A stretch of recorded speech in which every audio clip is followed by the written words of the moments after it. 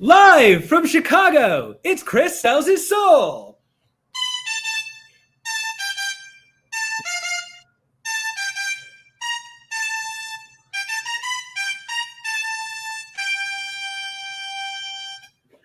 I'm your host, Chris Bogue, and this is my weekly show on LinkedIn Live, where I have conversations with cool people who will help you work more creatively. Today, my guest is Carl Shawn Watkins. Carl, say hello to my audience and let them know where they can find you. Hello, audience. You guys can find me. Thank you, Chris, for having me on. I truly appreciate it. I'm going to dive into a great topic today. You can find me at Carl S. Watkins 1 on LinkedIn. That's my LinkedIn page. And also come to my website, carlshawnwatkins.com, and check me out there as well. Come and hear some of those inspirational stories that I share. And the topic that I live in, if I was a doctor, I probably would give you a prescription for being vulnerable. So I talk a lot about vulnerability and leadership and what that transformation looks like for our leaders out there. Excellent. Yes. So Carl is my guest. Today's episode is called Vulnerable.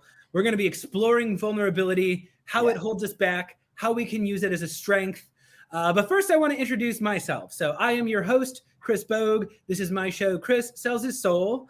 And I am a writer and comedian and entrepreneur living in Chicago. So I'm a content creator on LinkedIn.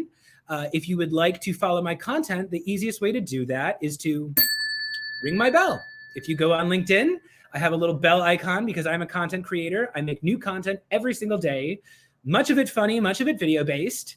And you can find all my work there. You can search for my coaching plans at christopherbogue.com, or you can find all previous episodes of Chris Sells His Soul on all major podcasts, including Spotify, Apple, Google Podcasts, Stitcher, and I probably said Spotify, but I'll say it again. So without further ado, Carl, are you ready to get vulnerable today? Let's get vulnerable, Chris. Let's get vulnerable now. So I want to start, and so many places to start. My work there. You can search for my coaching plans at Christopher. Oh, I'm getting some feedback right now. Or you can find all. Do you have is there a tab open, Carl? Do I have a tab open? I don't think I have a tab open, Chris. Give me just a second here. Yes, I did actually. I don't know how that happened, but yeah, let's close your regularly scheduled program. All right. Cool. So I am going to start out. So this is probably an overly simple question, but Carl, what is vulnerability? How would you define vulnerability? Well, I'll define it. It's pretty much different than how the dictionary defined it. I define it through application. The dictionary, Merriam-Webster, which we've all read, and we continue to find our meaning of words, defined it as something that would create exposure to harm or danger, which in some veracity is true, and there are a lot of trueness in that. But I choose to apply the opposite end of the spectrum, which in closing up that exposure allows you not to grow and cultivate, be innovative, a lot of the things that really let you live life. So I waited out in the course of life and just figured out that I'll be doing better if I let that exposure in and kind of like weed my way through the harm and the danger. And what I've weighed out is over the course of my life, just been more valuable for me to just be vulnerable. Yeah. So were you vulnerable as a child? Can you tell me, was this something, I've been a very sensitive person all my life. And this is actually a running theme with comedians. There's a reason why you see so many sad clowns when you look through history books. It's because comedy comes from a part of you that needs to please somebody else. You need to make people feel something. And a lot of my favorite comedians struggled with depression all their lives and insecurity. So that was something I definitely always felt. And can you tell me a little bit about what you felt like growing up? I grew up kind of, I wouldn't say bad. I grew up in the city of Chicago. So we're both Chicagoans. I grew up in Chicago. I had a lot of bad experiences as a kid. And when I say bad experiences, I mean just the not the average of what most kids go through, but probably what most kids maybe have experienced in their life. And I was abused as a child, and that abuse led to alcoholism. And for not being able to talk about it, I had to cope some kind of way. And in order to cope, I chose alcohol. And in doing that, it started to work with me being depressed. And in that depression, It came bouts of suicide, suicidal thoughts, suicidal tendencies, and exactly trying it a couple of times. And in the essence of that, it just came to, I wouldn't say an epiphany, or it just came to a point of saying, uh, why was I struggling with all this pain? And I think in grappling with that and understanding, I was trying to understand that what I was going through was not for me. So embracing that started to give me power. So instead of me embracing the shame and the judgment of what my childhood life had become, I started embracing what I could be, the difference I can make, and the value I can bring to those who are probably suffering in some of these kind of same instances. So I kind of used that fuel for the fire and said, it's not going to take me over. I'm going to become an overcomer. And through that, I start dealing with vulnerability. I start talking about it. I start like preaching and teaching it, so to speak, at kind of like a young age, in my younger years. And I oftentimes found that it was so much displaced in corporate. Through my first corporate job, I think I was the only African American man in that department. And a lot of things that were going on in there as far as the diversity, and this is way back when we're talking about in the early 90s, that wasn't really a catchphrase as it is now. And it's not one of those things that they say so much we're going to get that hire, minority hires. It came to that point that I started really embracing what true vulnerability was and how, in essence, of embracing who I was as an authentic person and not trying to hide behind shame of things of my past, I became empowered and started to speak more about it. So that's sort of kind of like the journey that I went on embracing vulnerability. I want to take a step back from that. Mm-hmm. And let's talk about what happens when we fight vulnerability. When there's that part of us that feels like this isn't right, or this isn't me, or this is not what I want out of my life, or I'm not heading where I want.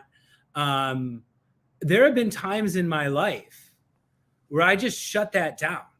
I'm not honest with myself about it. I'm not honest with the people around me about it.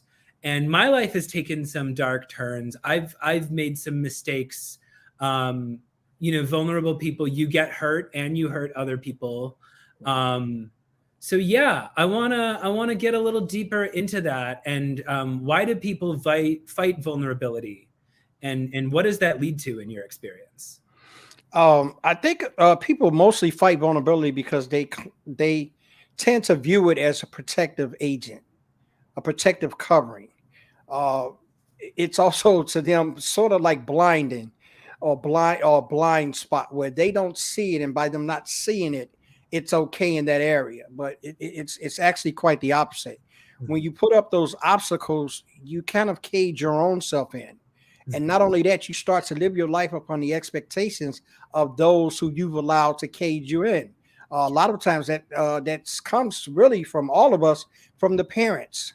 It initially starts there with the direction, the way they raise you, with the guidance that they try to push you toward, especially a lot in career functions or what you're going to study, where you're going to go to school.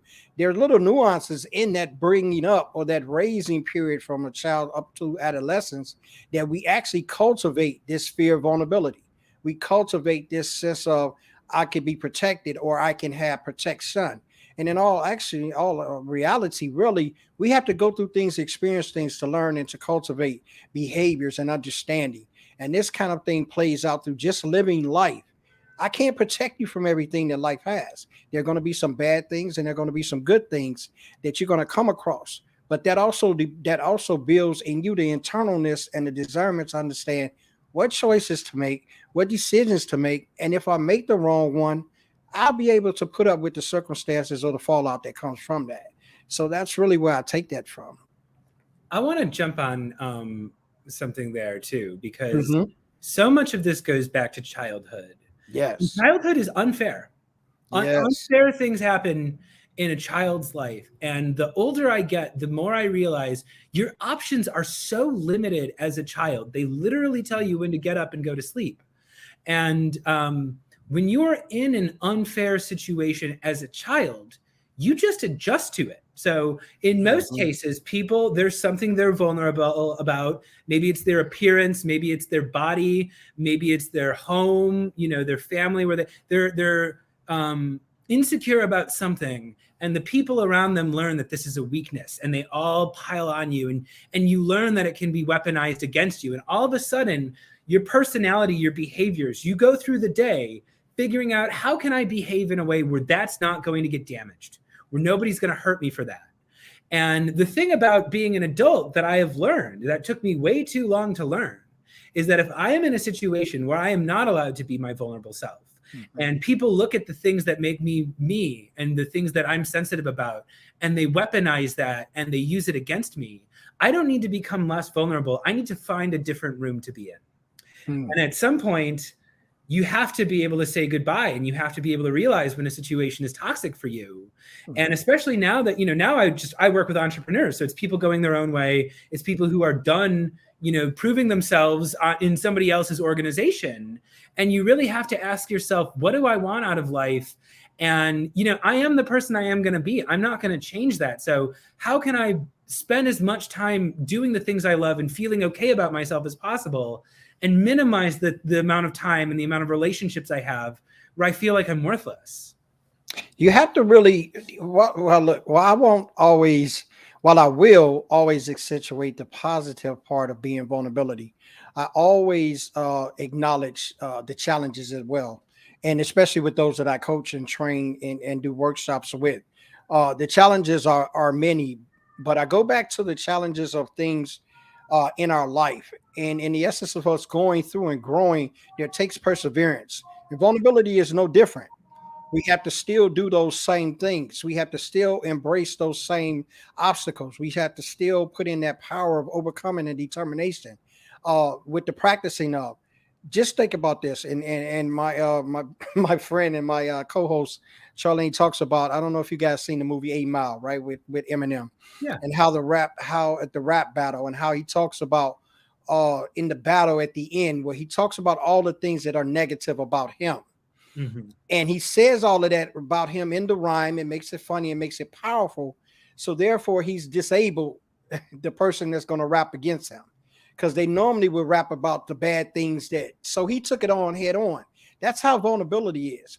Those spots and points and places in your life that you haven't been able to embrace, that you have shame about, it's other people that have those same feelings. So you're not in a vacuum by yourself. But what you have to do is say, okay, I wasn't this then. I'm not that now.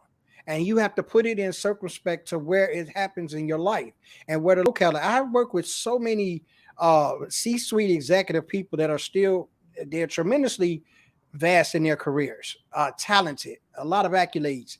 But when you talk to them on a mental level of themselves, they're stuck at 9, 10, 11 years old, emotionally, mentally, because they're stuck in this back of the bus kind of thing, bully as a kid thing, and they were never able to express that.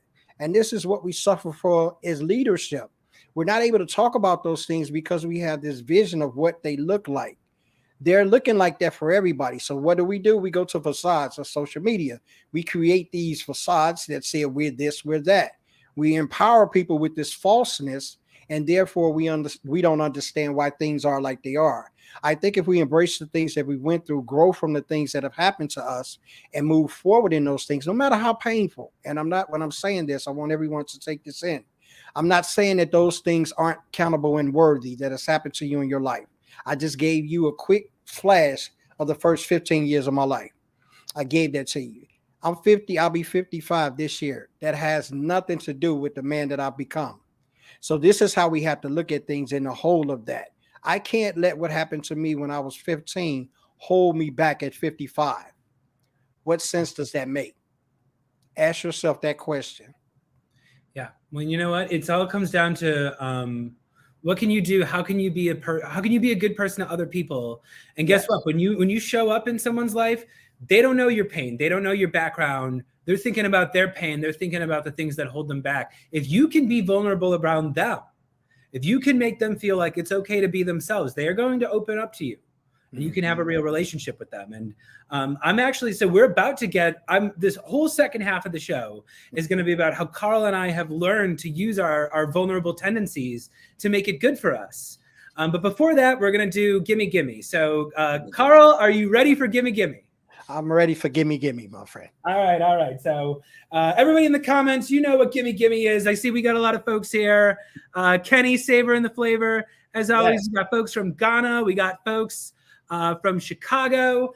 So this is the part of the show called Gimme. And what happens here is I pop into character, and my guest and I tell the audience what it is we really want. Because I don't know if you all know this at home, but LinkedIn is the only social media platform that was built exclusively for the reason of self-promotion.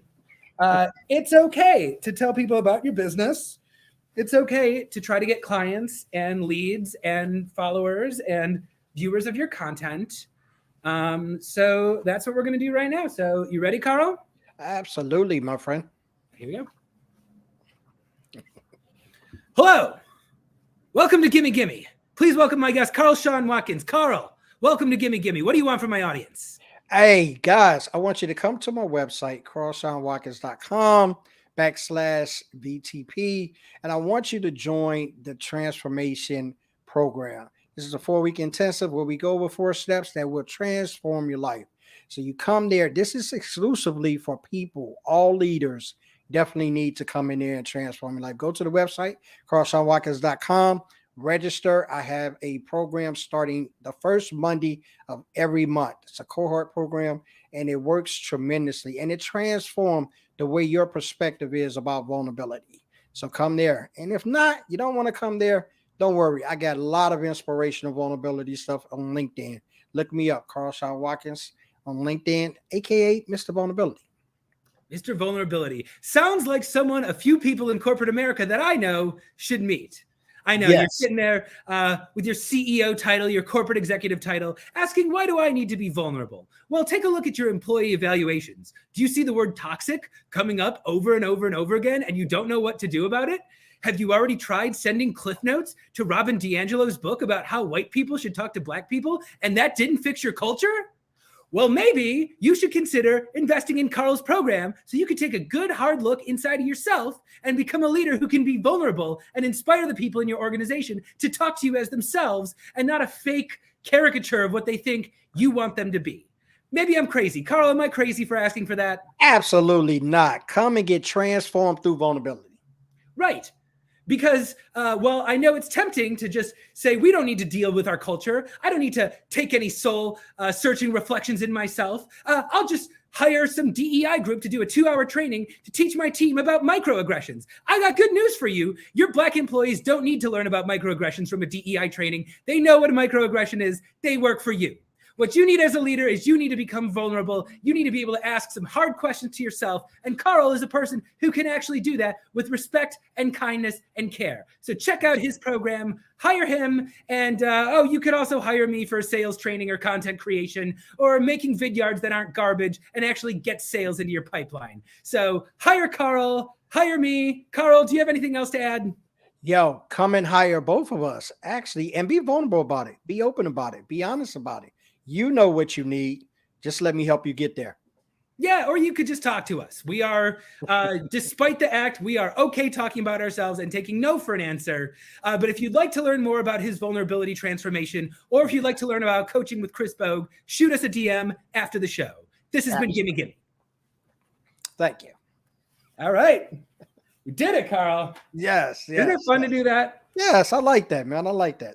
Yeah. See, everybody take notes at home. If you're running a business and you can't afford paid ads, make your own commercials. They're a lot of fun.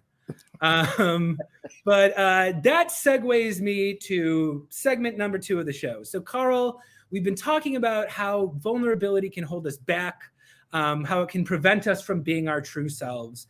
I want to talk to you about why vulnerability is actually a secret weapon. And why it's actually quite powerful in a business realm. So why don't you just share with me a little bit, why is vulnerability powerful? Well, vulnerability, it's really powerful because it's about storytelling. Storytelling sells from everywhere from Hollywood to selling candy to selling your business to hearing of stories. Everyone has stories, and stories draw connection because people are empowered by other people overcoming.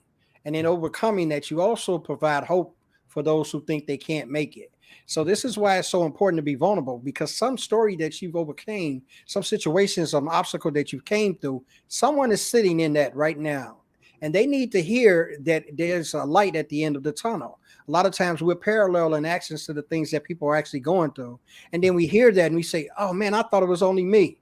You'd be surprised how many people, and it doesn't matter. I've talked to people from all across the world with the help of Zoom and lives, that they were going through the exact same thing that I went through, probably around about the same time. So when we share these things, we empower one another. And through knowing that you can overcome, I can overcome. And that only happens with sharing your story. I had started a hashtag maybe about 2+ years ago. Share story, share life. Share story, save a life. So in sharing your story, you actually are saving someone's life. It may not always be literally, but they may be in the spot figuratively that they don't know how to get out of. And it's important because we're really on two roads in life. We're on this road of journey. One is fitting in and one is belonging. And when we belong, we've come to a point in saying that this is who we are. This is the value we bring. This is what I've overcome. This is what I have to offer. But when we're fitting in, we're looking for places of social media to get followings, to get people to be blindly going behind us, to sit on yachts that's rented, or have gold chains, or even have 6 steps to make 7 figures, knowing that it takes way more steps than that. We put in this facade to fit in to things that we know aren't real. But when you want to be on that road to belonging, being empowered by who you actually are, that's what vulnerability does for you. Yeah, no, I completely agree with all of that. And I want to go back to your Eminem quote earlier from you were talking about 8 miles. Yes. 8 Mile. And it actually, like, the people that want to hurt you, the people that want to bring you down, that don't want to see you succeed, if you own your vulnerability and you own your flaws, they cannot hurt you. And that's part of what I'm trying to do in my training. I do things intentionally where I go out in front of an audience and I fail. I fail. I do these public stunts because I watched an improv documentary about the Second City when I was growing up. And it was all about this show. It was Tina Fey's first show. It was this legendary Second City show. But they included a scene where you just watch them bomb. It's like some of the greatest improvisers in Chicago history. It's Scott Adsit and Tina Fey and Rachel Dratch. And they are just bombing. And the audience is not laughing. And I thought, that is such a relief that even the pros blow it sometimes, you know? And what I do out here is I fail and I let the audience watch me fail because I've discovered that audiences think that's fascinating. They love watching failure because they want to experience it without having to suffer the consequences. And they look at me up here and they go, wait a minute, that's not supposed to work. He's doing it wrong. That was completely unprofessional. He made a mistake. He doesn't even know how to play that instrument. And they see that it doesn't matter. And when you do enough performance, you learn that actually, if you make yourself vulnerable to the audience, if you put yourself out there as 100% your flawed self, they're not going to attack you. They're going to support you, you know, because they wish they could do that. They see you there. And it's actually one of my favorite lyrics is from Kendrick Lamar from Untitled Unmastered. He has a lyric where he says, look at my flaws, look at my flaws, look at my imperfections in awe. And I'm like, yeah. You know what? When you own yourself so much that you can just go up there and not be perfect, that is a thing people wish they could do. And the funny thing about it, Chris, what we don't give ourselves credit for, we do it every day. We're already doing it. We do it every day. People are failing every single day at something that they're doing. And it's a part of life. Without the failure, there's no growth. Without the growth, there's no learning. And without the learning, there's no process. So all of those things are in connection with each other. So when we get off the high horse of morality and understand that we're all failing every single day, until we get to the point of there's no perfection. So the things that we're trying to obtain through false means will never manifest. So we have to get to the process of empowerment and saying, okay, this is me. What can I do to get better? Who can I help along the way? What advice can I give that I've overcame that'll propel someone else forward? And we come out of self, which is a big problem, another story in itself. When we come out of self and start envisioning about pushing someone else forward, we'll start seeing some of those things that we failed in start coming together, start piece together, because we incorporate help, the help that we fail to ask for every time we want to sit and not be vulnerable, the help we fail to ask for. We don't ask the questions that'll move us to the next level. So being vulnerable is way more than someone hurting your feelings. You're closing the door to a lot of avenues that can actually change your life. Yes. Well, I want to get in here. So, again, I always worry that people listen to this and they think that it's like, oh, mushy feelings, feel good stuff that doesn't actually matter. We are not designed as creatures. Human beings are not physically built to survive alone in the wilderness. Yeah. We literally cannot survive without other people. This is why hunting, farming, these are all group environments, and this is why we have loneliness, is because if you are a lonely and vulnerable person, that means you need to be with other people. And the hunt, you are vulnerable together. As we were evolving as a species, if that bear kills you, you're dead. So you need everyone bandied together. And I see Cam here talking about storytelling. Storytelling is part of the human experience. We are designed to do that in groups, and we are designed to tap into all of the human emotions, the fear, the anticipation, the excitement, the joy. And there's a storytelling rule in Pixar that I always follow. I love Pixar has this guide. It's like 20 rules to storytelling. And one of them is the audience does not care if the character succeeds or if they fail. They want to see them try. That is the only thing the audience wants you to. If you are out there giving it to your heart, they do not care if it wins. They do not care if it loses. If you write something, if you perform something, if you give a speech, they do not care if it went viral or not. If they watch it and it's real, it's going to speak to them. Yeah, the storytelling, and Cam is definitely right. It's not so much that it sells. The storytelling matters because the storytelling gives credibility to the process and the journey. Because without the journey is the one that inhibits the story. So along the lines of things that you're going to, they become your story, which becomes your journey, which matters to others. Because a lot of times we get caught up in our own journey and think that it is a self-loathing thing. For it's pretty much not. It's quite the opposite. Your journey is actually a fulfillment of where someone else needs to go. That's why history has a matter of repeating itself, because people grab journeys and never improvise on them. When you hear someone's journey or someone sharing something there, they've taken you to a place where it's acceptable to you, but you have to get past where they've come. And we don't realize that a lot of, oh man, there's just so many things that's going through my mind now when we're talking about that, and how it raises awareness to situations. Your story does that. It does that. No one knows what you've been through except you. But the essence of you going through it and coming out on the other side is what's so important to those that want to know. That's why you think people killing to try to cure cancer, trying to cure these diseases. They want to be on the other side. But without you giving them a guide such as your story, you don't increase their understanding. You don't increase their awareness. You don't even improve the quality of other people's life if you don't share your story. That's how dramatic and heavy it is, and how storytelling really matters. Well, and I think if you're not telling them about the vulnerable parts, you're not telling them the full story. Yeah. And it's almost like not telling them the truth. And this is the problem I have with a lot of material on LinkedIn. This is what I'm trying to be an antidote to. But when someone goes out there and says like, oh, this is how I made my 7 figures in 2 months. And it turns out a lot of that was like their dad's business connections that they, there's just all this stuff in there. Or the flip side of that is people don't tell you how they lost everything, or they don't tell you that their marriage fell apart, or that they, went and had to go to therapy, or they had to quit drugs, or they had to, they just skip to the part where they're like, oh, look how amazing it is. All you have to do this and it's simple. And all the people that are struggling and frustrated with their lives are saying, well, I can't do that. Look at all this stuff I have to deal with. And it's like, you have to let them know that that's part of the story too.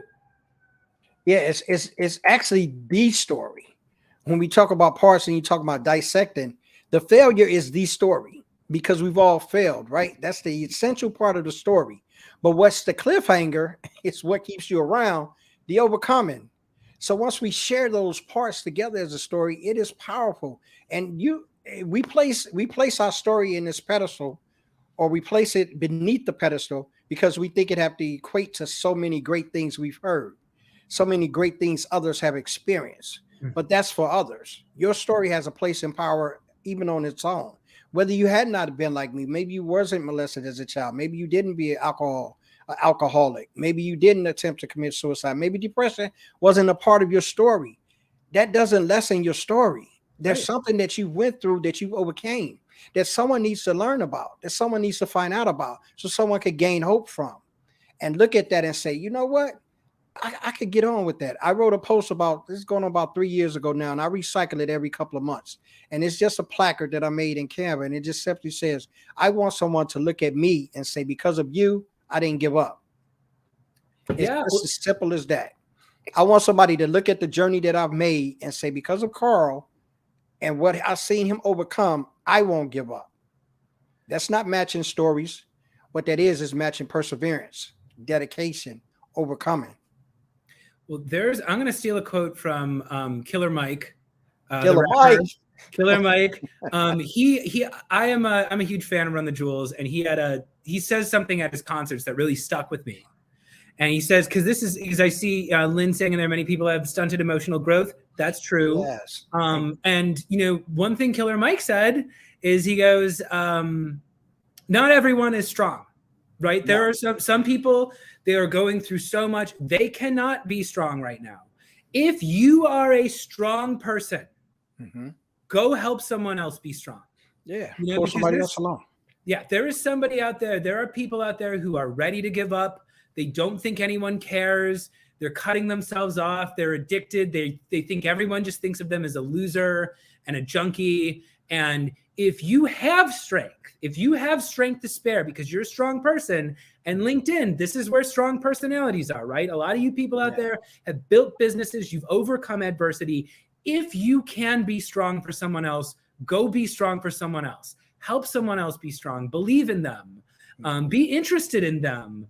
When you come to someone with the spirit of thinking they can do it and knowing that they can achieve good things and believing that they can go to a better place, they will do that. They will rise to the occasion. But if they think everybody cares and you're just sitting there talking about how wonderful your life is and you don't even notice them, it's very demoralizing. And how do you do that, Carl? How do you help other people be strong when they don't think they can do it? It's a process, and it doesn't happen overnight. You didn't build up the vulnerability wall overnight.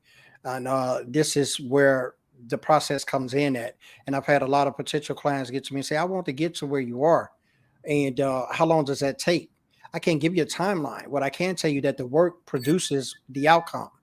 That's the only thing that I can tell you with a certainty. I've had to put in work of this. This is something that is cultivated over a 30-year process of me actually delving down into some of those dark places in my life and said, okay, man, you got to fix that up. You got to shine it up, and you got to own it. We have a problem owning things that happen to us. We really do. Whether we claim it on someone else, whether we blame someone else, or whether we say it was because of someone else. There are obstacles that are happening. Of course, people that put pitfalls down, and you probably fell in them. But at some point in time, we got to come to the plate and say, okay, I'm going to eat this. This is mine, but it's not going to destroy me. And when we take on that mentality and we take on that mantra, we become empowered. And through that empowerment, you find it easy to tell people your story. You find it empowering for people to know where you've come from. And we just have to get there. It comes piece by piece. It's a practice. You have to, in essence, practice it. Find a piece of your story that you believe is okay to share.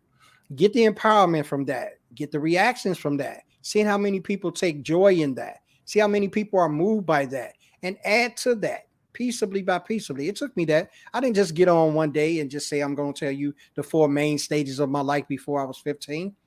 You know what I mean? Before I was 19, actually, because I tried to commit suicide at 19. Yeah, that was a culmination of a lot of things that happened. But after 19, the sun came out. So mind you, if I'd have took my life at 19, where would I be here today? So there's an essence and there's a story within that story to understand that we are resilient people. There are a lot of things that happen to us that we overcome every single day. And they're not always recorded. Everybody doesn't always know. And everybody doesn't always be privy to. But there's something that builds in you that makes you and creates you special. So others need to know about that. Even if it's painful, even if it hurts, there's power in it. If it's not always for you, it's for someone else. My dad told me a long time ago, and my grandmother said the same. She said, problems come to you because you're a solution. So if people are bringing you things And you think, why? I always used to think, man, why people telling me this? Why people talking to me like this? I don't even know them. I just met them. Somebody on the plane, somebody on the bus. They tell They me the trust whole business. you. They trust Why? you. But why? And I always asked that even as a kid. And my grandmother would tell me, people come to you because you are a solution. So when we start realizing that we're a solution to someone's problem, we take away the pain, the guilt, the shame of the things we're holding, and we release it, and we become a solution for somebody. Yeah, I want to jump on this too, because this is advice that I give my clients too, where, when you're coaching people, when you're helping people develop their brand and their image and their business, you discover that there's all these things in their life that are very important to who they are, and they don't feel like they can talk about it. And in large part because the internet can be a very cruel place. Twitter and, there's a lot of anonymous trolling that happens. There's doxing. There's people will go through your history and try to like ruin your life. And, I talk to people all the time who say, hey, I want to open up about race. I want to open up about, disabilities. I want to open up about all this stuff, but I don't want to be attacked. And I don't want to open up a can of worms to my family. And what I tell them is if you don't feel comfortable sharing some aspect of yourself publicly, find someone who is and support them.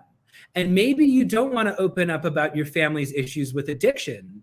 But if you see somebody else opening up about that, send them a DM and say, thank you for sharing that. Thank you for putting that out there. I appreciate you doing that. That spoke to me. And what you do is you can be a helper. You can find other people who are trying to deal with that and they're struggling, and you can be a rock for them and you can be strong for them. And sometimes that will help you find the words, and that will help you find a way to be okay with it in yourself.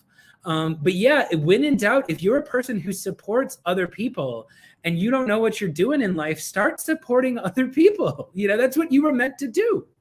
Yes, definitely it. And I want to go today. I appreciate everybody that's chiming in the chat, and I see it blow them up. Cam had a very awesome question, and this is one that I really talk to leaders about. And no, I'm not a life coach, and I'm not a life coach. So yeah, and I'm not a therapist either. Just so everybody knows, I'm not a therapist. But there are a lot of things that I've experienced in life that have gave me an experiment. That have gave me experimental knowledge of going through and understanding. And when you're talking about the childhood, yes, how do we teach our kids on being vulnerable? What we do is not teach them through the word vulnerable, because the stigma and the attachment of that has already created the aura of a weakness. Even though now the pandemic has created this strength in that, and it's became sort of a buzzword, it's still a lived word. And when I say that, I mean it has to be empowered through the individual that's living it. So what we can do, we can create the space. Creating safe space is always key to vulnerability. So when your kids are going through that, I think, and I saw Charlene had said something in the essence of it too. Failing that's a natural part of life. So even though you fail, it's not going to be easy because of course you want to succeed, but there's so many nuggets and lessons in learning and failing. And we oftentimes miss those for the simple fact we're caught up with being a success. Success comes with failure. They're hand in hand. So when you don't learn from those failures, success will elude you. So when you're telling your kids these things, be open and honest with them. Tell them that is always the way to go. Because telling the truth don't always feel good. And it's not going to always provide you with this great bouncy reprieve of things going to be okay. But what it does do is solidify you as character. It solidifies you as a person, and it solidifies you as empowering who you are. So when you tell the truth about yourself, where you are and what you are and where you want to be, no one can take that away from you, regardless of the names. I think we used to hear it when I was a kid. I had Southern parents, so they used to tell me, sticks and stones may break your bones, but names will never hurt you. And I used to tell them, yeah, names do hurt. Names do hurt. Yes, they do hurt. Yeah, they do hurt. But what we have to do is take that in as a growing. And it's a sad thing to say we have to grow from people's disgust, but that's really how we get empowered. When people abuse us, that's how we get empowered. Yeah. It doesn't sound good, right? Let's talk about that. No, so this is a thing. And again, you hear people say it, but until you live it, you don't realize it. And it's like, I realized I was unhappy in life. Just for some background with the audience, I was never happy in my career. I never got where I wanted to go in the comedy world. I never progressed to where I wanted in the business world. I got married and I got divorced, and my marriage fell apart. I had always gone through my life just being there for somebody else. And nobody's ever really going to get you. And sometimes you have to lose everything before you stop and think, like, what am I actually trying to do here? And, you know, Carl, you're open about your suicide attempt when you were a young man, but I can only imagine that's one of those things where when you hit rock bottom and you hit your lowest low, you're like, what is it that I want out of life? You know, and that can be a very difficult conversation to have with yourself. Yeah, and the funny thing about it, if you could call it funny, I laugh at it now, but it wasn't funny at that moment. I wasn't rock bottom. I was a 19-year-old who was just going through some things and didn't have anyone to talk to about it. Life is hard. Life is hard. Even if you're not depressed, even if you're not abused, you know, it is hard to be a human being. It is a struggle, no matter how successful you are. It is, and it is a struggle. And mind you, me, in the essence of me talking about this, it's not that I've just come to this epiphany at this place where I'm on a plateau above any. I'm definitely dealing with a lot of things on my own each and every day. They're not the same demons, but at different, and as they say, at every level there's a new devil. So there's different things upon after you pass by. Life is hard, but see, I'm of the understanding that it's not fair. So when you're trying to put that two together, because a lot of times we try to equivalate life to being fair. Life is hard. It takes work. There's things that happen that are not pleasant. There are people that are not pleasant, but you must live life. And in essence of that, we have to encourage each other about living life. Take the chances, take the risks, have no regrets. And in that, you do things that's sensible to you, your family, your household, or whomever you are in lead to. When we have these understandings of that, no, everybody doesn't. And now with the killings and things that's going on, people take life, they don't even take it for real sometimes. I think a lot of things happen, and you're in the city that I'm well aware of that a lot of that happens. People don't think it's that. You have kids that's sitting in these places, then done that, and took lives, and the weight of what has happened is on them. Yes, life is hard, and the decision you make could be a transformation for the good or the bad in a split second. But what we have to do as far as us and being vulnerable, we have to pick it up. Vulnerability is about a sender and a receiver. And in the essence of you being a sender, because everybody is one, but everybody is not a receiver. And when I mean that, you'll have people that you send your vulnerability to that will look to harm you through that. But you will also have people that you send your vulnerability through that will receive that, and they will be your yin to your yang. And it's just the discernment that you have and understanding who you're around or who you're surrounding yourself with that will give you that power. And then you'll come to a place and point in your life where you understand, yes, it does hurt, but I'm above that. Yes, I have failed, but I'm on that. I'm progressing. And these are the things that and Lynn made a great point. Failure does hurt. So it may take a long time before you think about the lesson, which is what we often do. We stay in a set of lessons. Like I said beforehand, I talked to some CEOs and some executives, and they're stuck in the lesson that they were supposed to learn at 9. And now they're in their 40s and 50s. When does the learning begin? You have to push yourself to that. We're more than what we are. We're more than conquerors, and we're more than what we think we are. Well, and you know, this is something that has interests me is the older I get, the more I realize crying and laughing are very similar. Cry, like anybody who's ever laughed so hard that they cried. You know, or you cry tears of joy. That's a very common thing with parents is you're so overwhelmed by the birth of a child, you just start crying, but it's tears of happiness. And it's because, again, we are social animals. We are designed to, like, you have people around you, and the only way you're going to be able to raise a family and fend off predators and farm and cook is if you form relationships.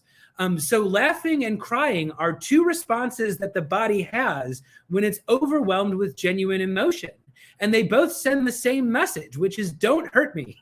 You know, if you hear a baby laughing or a baby crying, that's how it keeps its mother holding on to it. And, you know, when you have these moments of commonality, when you're either sharing the joy or sharing, you know, the pain. And again, they cross over. There is a reason why soldiers laugh together in war. It's because they're facing, you know, something horrific and they need to stay together. They need to stay brave. They need to stay united. And yeah, again, why does a family member, why does a parent break down into tears when they have a newborn baby? It's to show the baby, I'm here for you. You can feel safe around me, you know. And it is very easy to cut ourselves off from these emotions when you're dealing with trolls on Twitter, or you're dealing with people and they're trying to hurt you, they're trying to mock you. Or if, you know, again, if you're living in Chicago, and you are not in a good neighborhood, and you are constantly in danger, and you are constantly, you know, torn between, am I going to join a gang? Am I going to participate in violence, or possibly be a victim of violence? It is very easy to shut off those vulnerable emotions, because they become a serious liability. And yeah, I don't know. It's like there's when you can't have vulnerable emotions, that's where you get a breakdown in humanity. You know, and if we don't create these spaces, humanity can go to some nasty places. And it's all about a cultivation of togetherness, and this is really the power behind it. Individually, we also have that power as well. There are circumstances that we may have been grown in. I grew up in one of the worst parts of Chicago, the Inglewood district. I mean, we were known for years to be a horrible place there. But you know what that was for me? It was home. I was comfortable there. Things happened and went on. I saw people get killed. I saw people get shot. Yes, I did. Little old me. Yes. I've had friends that passed. I went to their funerals at too young of age. There are things that life is, and I go back to Edie's spot. Life is hard, but life is also joy. And if we continue to cultivate the hardness of what life actually is, we'll never experience what life has to offer. Life has much more to offer than the hates and pains of what we feel every day. And if we don't coincide or reconcile that with our thinking, with our actions, with our behaviors, we'll never enjoy life, because we can always live in a tunnel. I'm not safe in this house. I live in New Jersey, and I'm about an hour away from a bad part of New Jersey. This gentleman last night died. They came in his house, in his bedroom, robbed him and killed him in his sleep. We're not so protected as we think. So in the essence of living life, yes, it is hard, but you got to enjoy it in front of you. I think Eddie said that too. You got to take advantage of the light that's in front of you, and you have to cultivate the experiences, not be a squirrel trying to catch all the nuts to collect for the future. We're not even promised the future. I'm not even promised to be alive after I get off of this live with you. But what I can do is experience the joy of this conversation in the present. And a lot of times we don't live life because we have other things that we're trying to live. And that's expectations of others. That's trying to be better than others. And that's trying to just be other than what we are. That's all vulnerability is in the essence of it. And I say it on everything that I train and use so everybody will know. I wouldn't even say it's a disclaimer. It's really what I teach. If you use vulnerability strategically and intentionally, you will get from it the power that you present to others. That's exactly what I do. I live in it intentionally. No, I don't go out on with a bullhorn on the corner and say, hey, yo, this is what happened to me. This is that. No, I use it strategically in storytelling, in saying things that will propel whoever I'm talking to. When you use vulnerability in those means, people are, like they say in the church, people are edified. People get things that move them forward. It's not so much as me telling you about I had a crack mom for a mom, or I grew up in a gang-infested neighborhood. It benefits no one. The overcoming of where I came from benefits everyone. So when we learn how to use it strategically and intentionally, vulnerability is key to moving forward. Yeah. No matter who you are, no matter where you've come from. No matter where you come from. You can own it. You can own it. You can do that. I believe everybody has something to offer. Everybody has knowledge. Everybody can do better if they want to do better. Carl, yeah, boundaries. Yeah, very important. Boundaries. You set those boundaries, and that's really what walking in authenticity sets. It sets boundaries. See, people don't have boundaries because people are not authentic, and you can't be authentic if you're not vulnerable. And well, people don't like boundaries. But I'm gonna say, so this isn't what the comment feed wants to hear. Gang, boundaries aren't fun, even when people respect them. When you have to tell someone that you like, hey, I don't appreciate this and I'm setting a boundary, that's hard, you know? And even when someone respects it, that's difficult for them sometimes, and that's what life is. And vulnerability, part of that is not only, hey, I'm going to be open with people about where I'm not perfect and I'm going to be okay with myself. But that's also just realizing like, hey, I can't be in situations like this. This might be a perfectly fine situation for somebody else. This isn't me, and that's okay. I don't have to be a person I'm not. I don't have to be okay with this thing that I'm not okay with. I said to myself, it's like I have things to offer when I'm a support player, when I'm making other people feel good. That's where I've been successful. That's what makes other people happy. So I'm going to find ways to do that, You have to be consistent in it as well, Chris.